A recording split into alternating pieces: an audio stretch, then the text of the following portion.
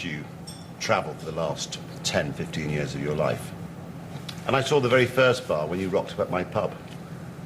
And how you refined it is extraordinary. And the flavour is sensational, the notes. It's the cleverest thing that he has done is make a bar which is 70% to 72% and bring it to the market. Because I think what it does do is actually shows off what he's trying to create. And people buy into those flavours. Delicious. When was this one made? It was actually made yesterday, so in a couple of weeks, chocolate is best after a couple of weeks. It settles and the flavour becomes more rounded. I'm a little bit like a wine, really. But we should make a soufflé with this. Yeah? It'll be interesting to see how the flavour holds up. And you should catch the notes, no? We'll wait and see. Can I have a bit? But that is delicious. Yeah, you've got 3 boxes there. This is my box. And today, I sit and I see that bar for the first time. And it makes me very proud of him. Great packaging. Do you like it? Yeah, I do. I like this. I like the shape. I'll get this on the melt, and then we'll go through it all. Okay? There's my soufflé mix there. Gotcha, yeah. Okay. If you want to taste it. Yeah, it's yeah. Just... So that... Got you. Yeah. The soufflé mix, it's like a creme pâtissier mix. So you've got, egg yolks, sugar, and a litre of milk, and then to that, rather than you would add normal just flour for creme pâtissier, you add 90 grams of cocoa powder with 80 grams of flour. Softened butter. Softened butter.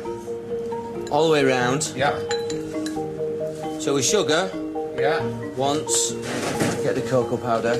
Really nice on the side of the soufflé. Beat the egg whites, bring them up until they start to move in. Start to soften the mix. Just start adding the sugar, a bit more. Your first lot you will whisk quite vigorously just to mix it, incorporate it, and then the second one we fold in slowly. And then this we just pop in.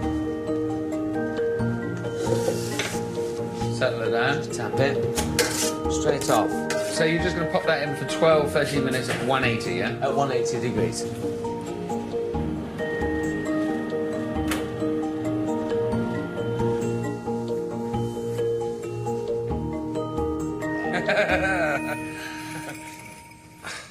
This will be in your next recipe book, Willie. Well, I've got the recipe to cook Tanya when I get home. Oh, yeah, that'll be a disaster. Delicious, eh? Oh, it's amazing. Wow. It's the best souffle I've ever had. You'd have to say that, Willie. Right, It's good, isn't it? It's amazing. It's good souffle. I was just saying, it's a work of art the way it makes it. It's very good sauce. Now I know I've got the recipe right, I just need to go back and make, you know, 1.5 tons of that chocolate, get the production going, and roll out the chocolate. Give you Good a hug. to see you. Oh. I love you. So good Love to the see family. you. Yeah, to you too. Back at the chocolate factory, things are getting a little calmer. At last, some of the reconditioned machines are working, and there is unexpected news from Willie's biggest customer. Just got an email in when they've increased the order to almost 1,000 cases, 12,000 bars.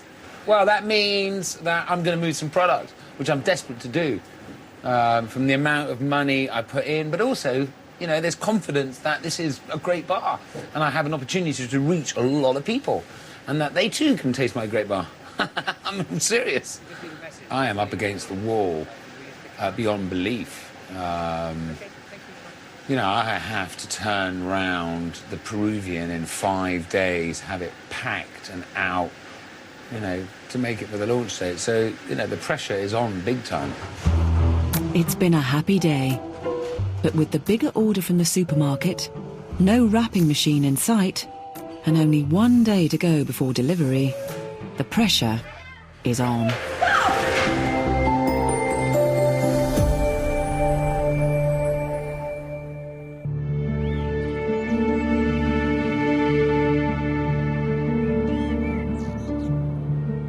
With the hours ticking by before Willie's first order is due to leave the factory, everything has to go like clockwork if he's to meet the deadline.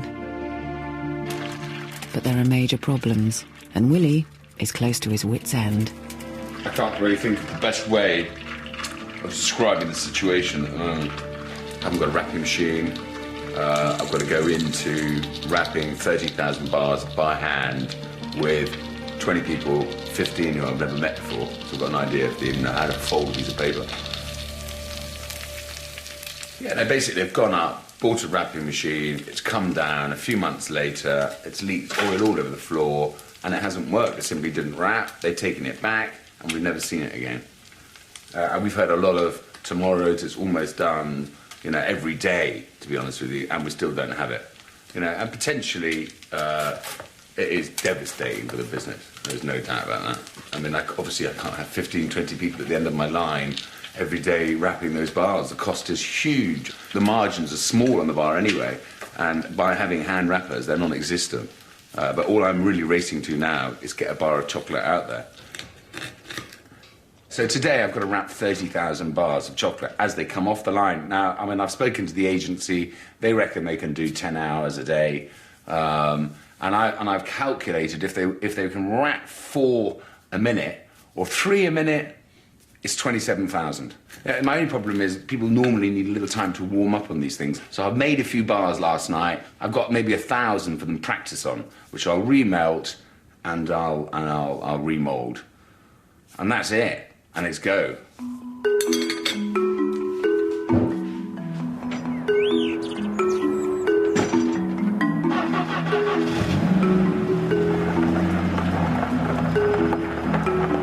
It's part of Willie's brand that his chocolate is handmade, but not as handmade as this.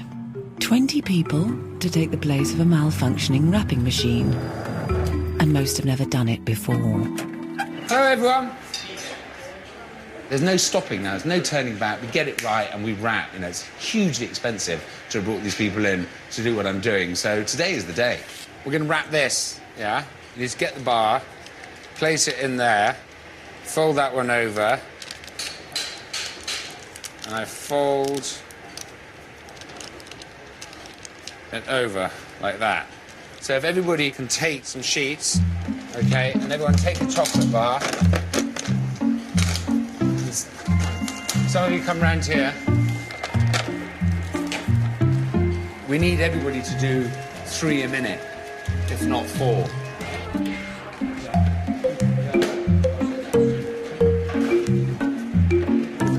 There's 30,000 bars of chocolate to wrap today, and once the line starts, it can't stop. I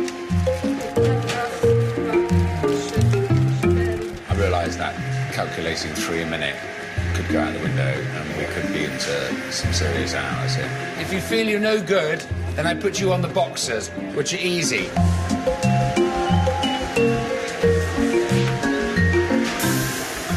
The thing is, I've just got to keep the monster inside me. Now I'm going to be 10 moulds a minute, 6 bars of mould, 60 bars a minute coming off, and I've got about 18 people to wrap, box, blink. I'm trying to give them little pep talks. At the same time, I'm horrified with the way some of them are wrapping. 30,000 bars! Are we ready? Yeah! Come on, then! It's tense. I feel tense. I'm anxious about it already. I'm waiting for the machine to cool down to the right temperature so I can switch it on and go. It's big day. It's a little tempering trick. You put a little bit on your lip.